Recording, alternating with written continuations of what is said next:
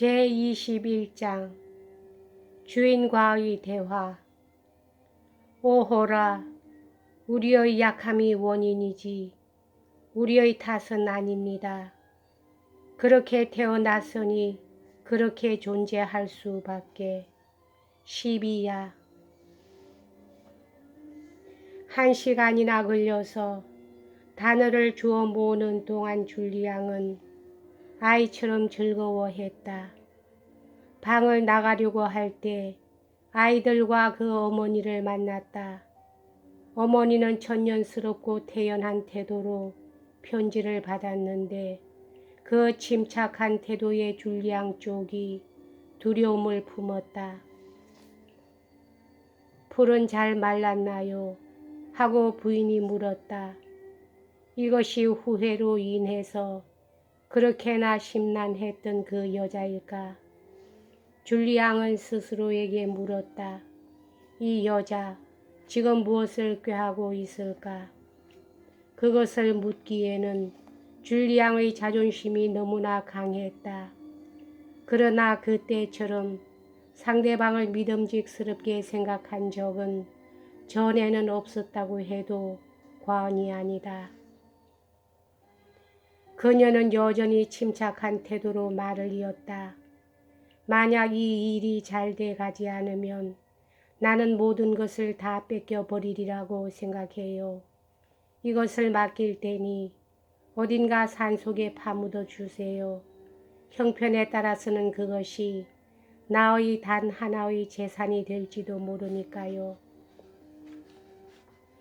그녀는 돈과 보석을 가득 채운 빨간 모로코 가죽으로 만든 유리 뚜껑이 달린 상자를 줄리앙에게 넘겨주면서 말했다. 자, 다녀오세요. 부인은 아이들에게 키스를 했다. 막내 아들에게는 2번씩이나 했다. 줄리앙은 꼼짝도 하지 않고 서 있었다. 부인은 종종 구름으로 사라져 버렸고 줄리앙을 돌아보지조차도 않았다. 익명의 편지를 본 뒤로 레날 씨의 생활은 참담하기 짝이 없게 돼버렸다. 1816년에 하마터면 결투를 벌일 뻔한 일은 있었지만 그 뒤로 이처럼 마음이 들끓은 적은 한 번도 없었다. 그때에는 탄환을 맞게 될지도 모른다는 걱정 앞에서도 지금처럼 비참한 느낌은 들지 않았었다. 그는 여러 각도에서 편지를 검토해 보았다. 이것은 여자의 필적이 아닐까? 그렇다면 이것을 쓴 여자는 누굴까? 베르에르에 있는 아는 여자들을 깡그리 생각해 보았으나 누가 수상하다고 뚜렷이 단언할 수 있는 사람이 없었다. 이 편지는 사나이가 대필시킨 것이 아닐까? 그 사나이는 누굴까? 그것도 역시 아리숭하기 짝이 없었다. 자기는 사귀고 있는 무리들의 대부분의 사내들로부터 질시를 받고 있고 아마 증오까지도 받고 있다. 아내와 의논해 봐야겠다. 평소의 습관으로 인해서 이렇게 생각하면서 그는 몸을 푹 파묻었던 팔걸이 의자에서 일어섰다. 일어서면서 어리석은 하고 자기도 모르게 이마를 탁 치며 중얼거렸다. 아내야말로 누구보다도 경계하고 대해야 할 사람이 아닌가. 지금 당장은 그 사람은 내 적이다. 이런 생각이 들자 화가 치밀어서 눈물이 스며 나왔다. 시골에서는 메마른 인간적 감정이 처세술의 전부이지만 그 당연한 결과로서 현재 레날 씨가 가장 두려워해야 하는 2 사람은 가장 친밀했던 2 벗이었던 것이다. 그 2 사람 이외에도 10명가량의 친구는 있을 것이다. 그러한 벗들을 한 사람 한 사람 떠올리면서 누가 어느 만큼 자기를 위로해 줄까 추측해 보았다. 이 자도 저자도 다 틀렸어. 그는 드디어 화가 머리끝까지 치밀어서 외쳤다. 그 누구도 나의 이 지독스러운 재난을 알면 손뼉을 치면서 기뻐할 자들 뿐이다. 다행히 그는 자기가 세상 사람들의 선망의 대상이라고 생각하고 있었는데 그것은 전혀 까닭 없는 일은 아니었다. 시에 있는 커다란 본저택은 바로 얼마 전에 국왕을 머무르게 한 말대에 이르기까지의 영광을 얻었고 뿐만 아니라 베르지의 별장도 아주 훌륭하게 손질을 마쳤다. 건물의 정면을 하얗게 칠하고 창문마다에는 훌륭한 초록빛깔의 덧문을 붙인 것이다. 그 웅장 화려함을 생각하자 순간 마음의 위안을 받았다. 사실 이 별장은 3, 40피트 밖에서조차 남의 눈에 띌 정도였는데 덕분으로 피해를 입은 것은 이곳 별장들로 모두들 관이라고 부르고 있기는 하지만 세월이 흘러 초라한 회색으로 퇴색한 채 방치되어 있었던 것이다. 레날 씨는 벗들 중에 단 한 사람, 자기를 위하여 눈물을 흘려주고 동정해 줄 만한 사람이 있다고 생각했다. 교회 이사로 있는 사나이였다. 그러나 그 사나이는 무슨 일에도 곧 눈물을 흘리는 위인이었다. 그렇긴 하지만 그 사나이만이 의지할 수 있는 단 한 명이었다. 이런 불행이 달리 또 있을까? 그야말로 완전한 외톨이로구나. 억누를 수가 없어서 시장은 외쳤다. 이렇게도 어처구니 없는 일이 있을까? 사실로 동정받을 만한 지경에 처한 이 사나이는 중얼거렸다.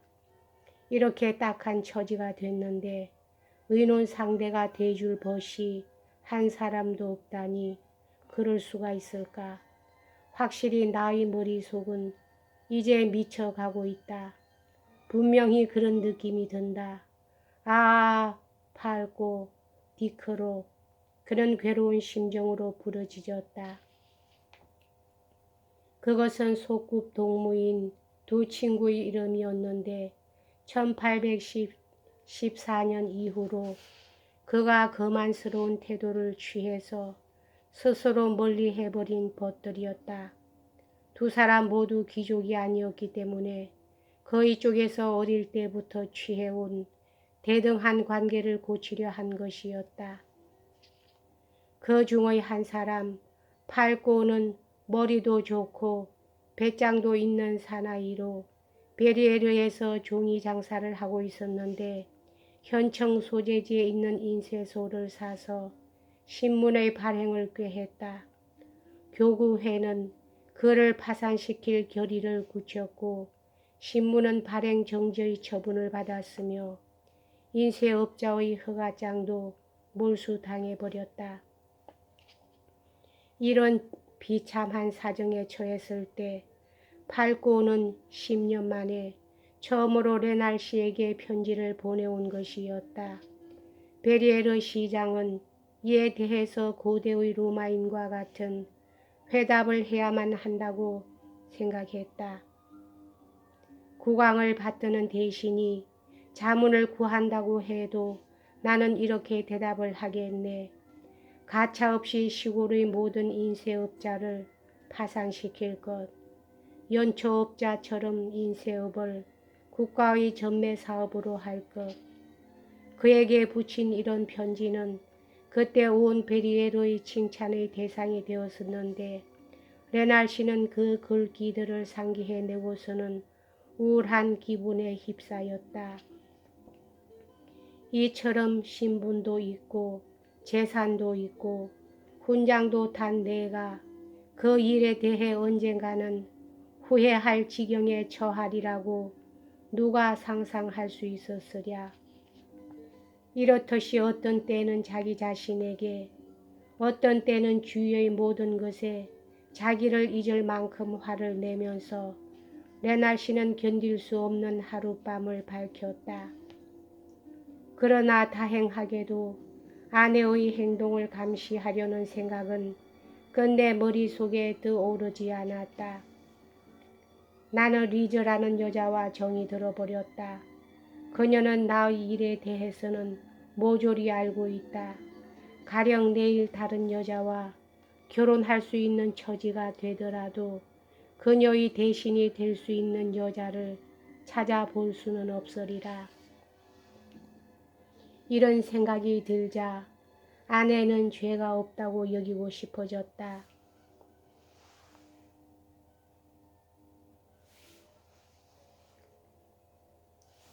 그런 관점에서 보면 구태여 확고한 태도를 보일 필요는 없어지고 자기로서도 훨씬 편리할 것이다. 대체로 이 세상에는 억울한 죄를 뒤집어쓴 여자가 얼마나 많은지 모른다. 어찌 초조한 걸음걸이로 거닐면서 그는 갑자기 외쳤다. 어찌 이 내가 세상의 식을 그리는 사나이나 거지들처럼 아내가 정부와 한패가 되어 나를 바보로 만드는 것을 잠자코 당하고 있을 수가 있단 말인가. 나의 사람 좋음을 온 베리에르 사람들이 비웃는 것을 가만히 놔둬야만 한단 말인가. 저 샤르미에 이 지방에서 그의 아내가 바람둥이라고 소문난 자다. 대해서 세상에서는 무엇이라고 했던가. 그의 이름을 입에 올릴 때 누구든지 비웃음을 띄우지 않았던가. 그는 훌륭한 변호사다. 그런데 그 사나이의 그 능한 변수를 칭찬하는 사람이 누구 한 사람 있단 말인가. 아, 샤르미에 말인가. 베르나르의 샤르미에 말이지. 누구나 이렇게 말하지 않는가. 그 사나이의 이름을 말할 때에는 그 사나이의 낯에 흙탕칠을 한 정부의 이름까지 일부러 붙여가면서 말하지 않는가. 한참 있다가 레날 씨는 다시 중얼거렸다. 고맙게도 나에게는 딸이 없다. 그러므로 앞으로 내가 어떤 방법으로 어머니를 벌하든 아이들을 출세시키는데 아무런 지장도 없는 셈이다. 나는 그 애송이 녀석이 아내와 있는 현장을 잡아서 두 사람 다 죽여버릴 수 있다. 그러면 사태가 비극적으로 돼버리니까 세상의 웃음거리가 되는 것만은 피할 수 있다. 이런 생각이 마음에 들었기 때문에 그는 그 일에 대해서 자세한 점까지도 검토해 보았다. 형법은 내게 유리하다. 무슨 일이 일어나든 교구회나 배심원인 내 벗들이 나를 도와주리라. 그는 사냥칼을 살펴보았다. 날은 날카롭게 버려져 있었다. 그러나 피에 대한 생각이 떠오르자 그는 무서워졌다. 그 건방진 가정교사 놈, 실컷 두들겨서 내쫓아 버려도 좋은데 그런 일을 하면 베리에르뿐만 아니라 온 현 안에 큰 소문이 떠돌겠지. 팔고의 신문이 발행 정지가 된 뒤에 그곳 편집장이 추록했을 때 내가 관련하여 600프랑의 수입이 되는 일자리를 날려버린 적이 있다. 그 삼류 문인 녀석이 다시금 뻔뻔스럽게 부장송에 나타났다지. 녀석은 내가 재판을 걸 수 없도록 교묘하게 내 욕설을 퍼뜨리고 다닐지도 모른다. 재판을 건다. 안 될 말이지. 뻔뻔스러운 녀석이라 진실을 말했을 뿐이라고 교묘한 말재주를 부려 자기가 한 말을 정말처럼 세상 사람에게 믿게 만들겠지. 나처럼 가문이 좋고 신분에 어울리는 생활을 하고 있는 인간은 모두 평민으로부터 미움을 받고 있는 것이다. 저 무서운 파리의 신문에 이름이 날지도 모른다. 얼마나 창피스러운 일인가. 레날이라는 유서 있는 가명이 세상의 조소의 진구렁 속에 빠지게 된단 말인가. 여행이라도 할 때에는 가명을 쓰지 않으면 안 되리라. 오 맙소서, 나의 자랑이기도 하고 힘이기도 한 레날이란 이름을 버려야 한단 말인가. 이 얼마나 비참한 얘기인가. 아내를 죽이지 않고 심한 창피를 주어 내쫓는다고 하더라도 그 사람의 백모가 부장송에 있으니까 그 재산을 한 푼 남김없이 몽땅 받아버리겠지. 그 사람은 줄리앙을 데리고 파리로 가서 살 거야. 그 소문이 베르에르에 퍼지면 나는 역시 얼간이 남편이 되고 말겠지. 불행한 사나이는 등불빛이 흐려진 것을 보고 날이 밝아가고 있는 것을 깨달았다. 좀 더 신선한 공기를 들이마실 생각으로 정원으로 나갔다. 이미 그때에는 절대로 일을 악화시키지 않으리라고 거의 결심하고 있었다. 일을 크게 만들면 베르에르의 벗들을 아주 기쁘게 만들고 말 뿐이라는 생각이 우선 떠올랐기 때문이다. 정원을 산책하고 있노라니 좀 마음이 가라앉았다. 아니 나는 절대로 아내와 헤어지지 않겠다. 그는 외치듯이 중얼거렸다. 무엇이라고 해도 아내는 정말 나에게 도움이 되는 여자니까. 아내가 나가버리면 집안이 어떻게 될 것인가 생각을 하니 소름이 쫙 끼쳤다. 집안의 여자란 알후작 부인뿐인데 그 사람은 늙은이고 어리석고 짓궂기만 할 뿐이다. 한 가지 아주 분별 있는 생각이 머리에 떠올랐으나 그것을 실행하기에는 대단한 의지력이 필요한 것이어서 이 불쌍한 사나이가 가지고 있는 빈약한 힘으로는 꿈조차 못 꿀 일이었다. 아내를 내 곁에 두어둔다고 하자. 하지만 내 성질로 볼 때 언젠가 아내의 일로 짜증이 나면 반드시 그 여자의 과오를 나무랄 것이 뻔하다. 그 사람도 성질이 굳세므로 싸움이 벌어지겠지.